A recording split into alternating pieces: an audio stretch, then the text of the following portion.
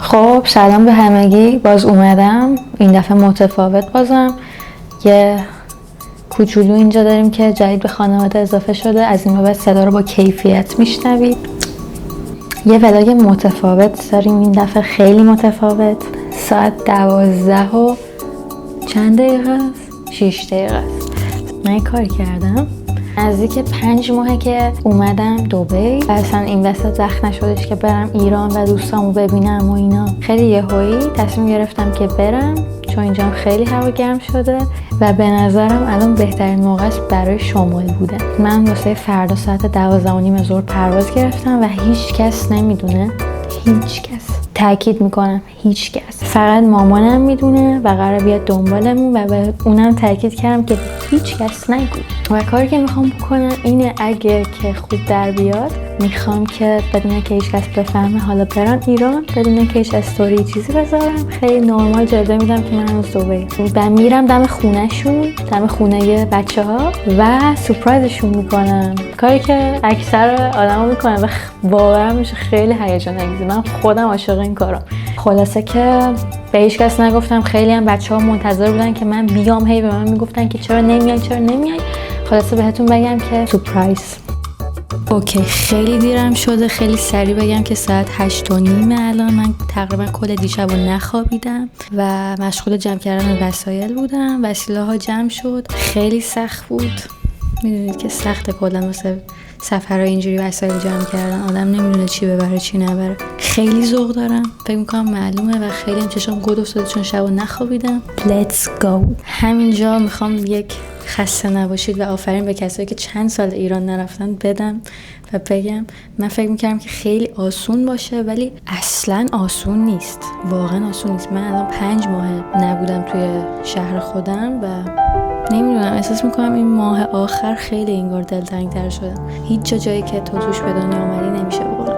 اینجا خیلی خوبه از همه نظر ولی خب اوکی بریم دیگه.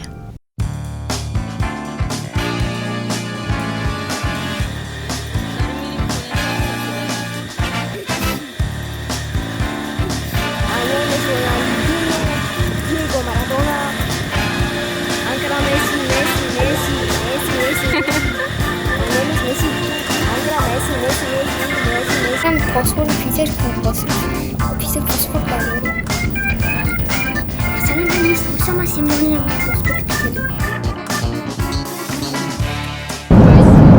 Hello, my name is Sino. از سمنان اومدم. کوچکترین هواپیمایی که تو زندگیم سوار شدم. آره بود فقط امیر داره نودل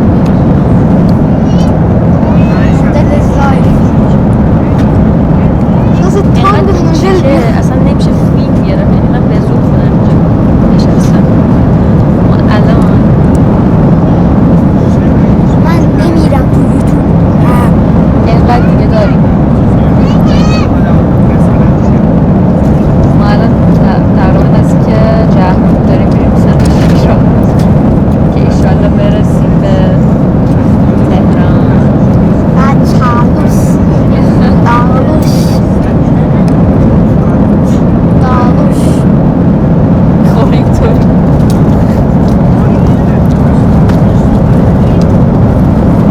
خوشمزه است؟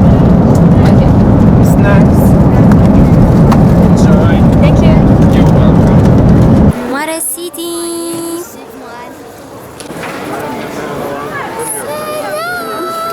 میشه قبط از آنها.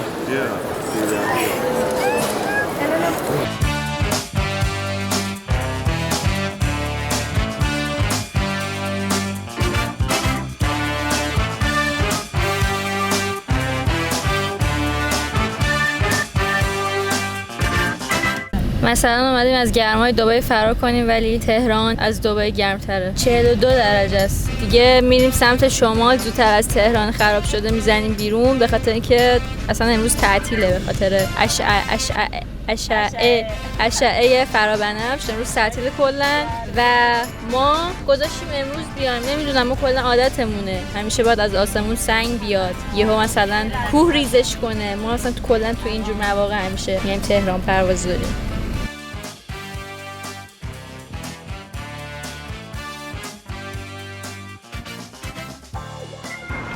سطح اکسیژن خونم به 1000 رسیده اینجا. وای فقط نگاه کنید چقدر دلم تنگ شده بود واسه اینجا. اصلا این یه تیکه عالیه، این یه تیکه واقعا واسه من خاطره انگیز و باحاله. پایین رستوران نسل آفتاب. من همیشه اینجا صبحونه میخورم یا کلا اینجا همیشه وای میسم. بعد ویوش خیلی خفنه. همین الان ابرا و کوها رو ببینید فقط چقدر خفنه. اینجا تراسشه، من همیشه میام اینجا میشینم صبحونه میخورم. وای فقط نگاه کنید چقدر ویوش خفنه. و صبح اصلا یه نور عجیب غریبی میزنه اینجا، خوراک صبحونه است. هوا یه طوری تغییر مسیر داد از اون موقع که اومدیم اینجا. 22 درجه است هوا و من واقعا شوکم الان. خیلی وقت بود همچین هوایی رو استشمام نکرده بودم. حالم خیلی خوبه. کبابو زدیم دیگه، میریم به سمت خونه. انشالله که زودتر برسیم. خیلی خسته ایم. هوا هم دیگه قشنگ تاریک شده. اوکی، سلام به همگی. من برگشتم. آره سیم کارتمو گرفتم ولی به هر حال هیچ فرقی نکرد به خاطر اینکه 2 ساعت برق قطع شد و همچنین قبل برق رفتن من اصلا اینترنت نداشتم. نمیدونم چرا، کلا نتم 3G بود یا اصلا بالا نمیومد. خیلی عجیبه وضعیت اینترنت. هنوز نمیدونم باید کیو سورپرایز کنم اول از همه و اصلا اینترنت هم نداشتم که بخوام پی ام بدم بهشون ببینم که اصلا خونه نیستن. یه برنامه بچینم که حالا بکشونمشون پایین و همین الان صدا رو میشنوین؟ دینگ دینگ دینگ دینگ. همین الان نتم اومده، باورتون میشه؟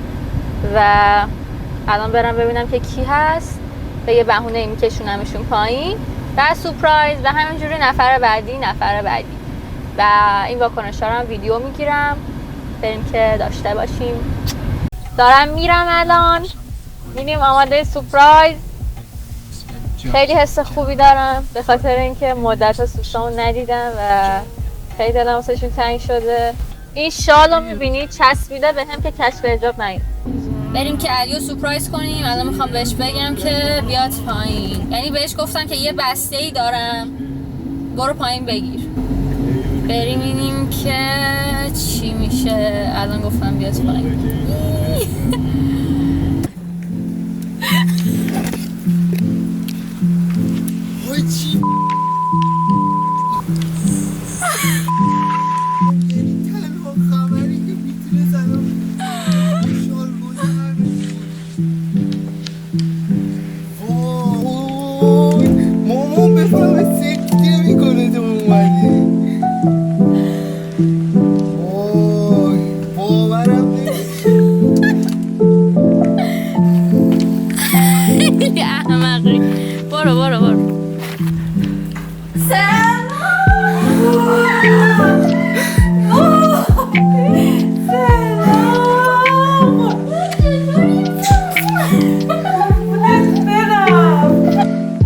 برو بریم سیسی. بریم.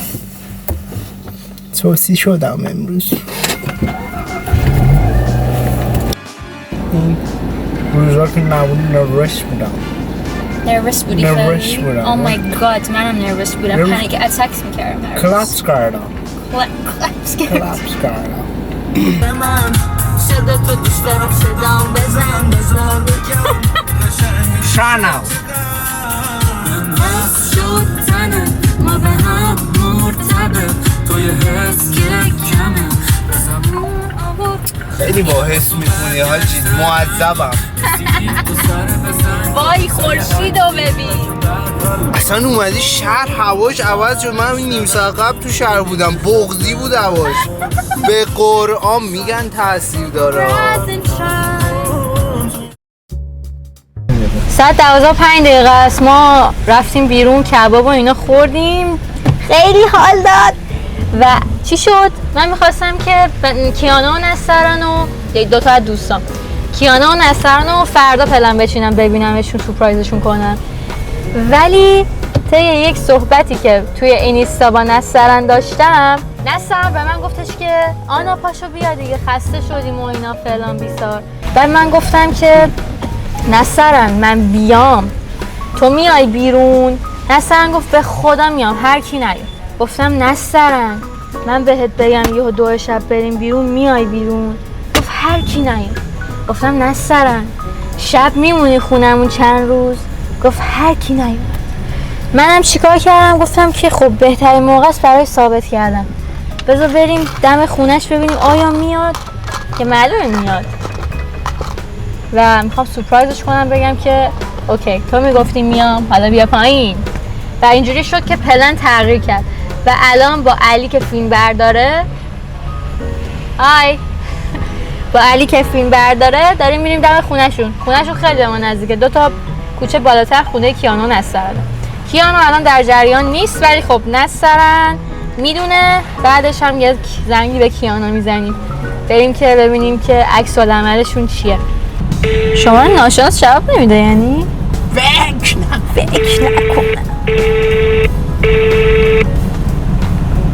داد بزنم. اون 5 دقیقه پیش آنلاین بود. واقعا درک نمی‌کنم آدمو. مامانش رو نداری؟ مامانش 12 شب زنگ بزنم. علی بده تنظیم کنن دور نیست. الان از فیلم برداری من ایراد گرفتی؟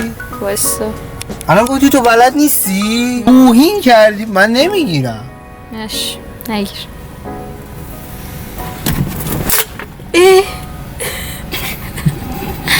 قهر نکن، دسته منو رد نکن.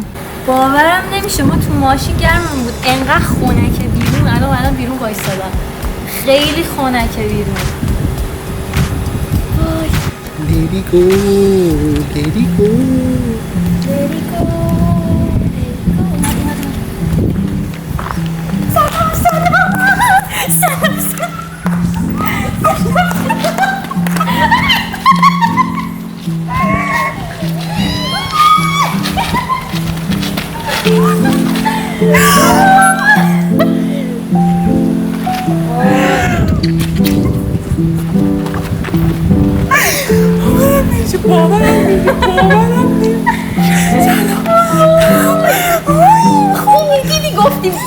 گفتی میام پایین، من میام بیرون تا صبح با هم دیگه میریم بیرون. من الان اینجا من میام بریم کجا؟ بریم دیگه بریم کرده با کی؟ من عدیم دیگه کیانو جواب نمیده. به من گفت نگاه کن تو بیای ما میریم پاشو بیا دیگه فلان. منم نگفته بودم که نه دیگه همینجوری بریم.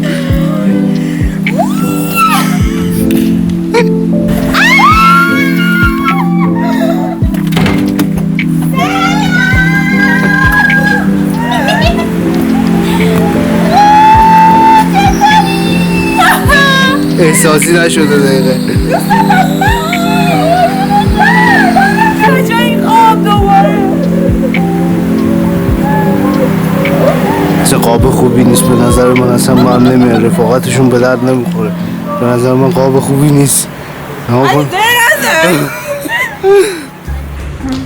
خب ما سورپرایزمون رو کردیم، ببین کی اومده خونه و به قولش عمل کرده.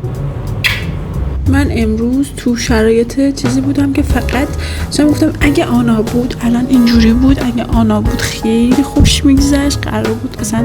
و بعد تو یه گروه داریم من و آنا و کیانا، داشتم بودم که پیام دادم آنا فاکینگ دلم تنگ شد، قول میدم من بیام خونتون بمونم. من اومدم گفت اگه الان بیام دنبالت میام.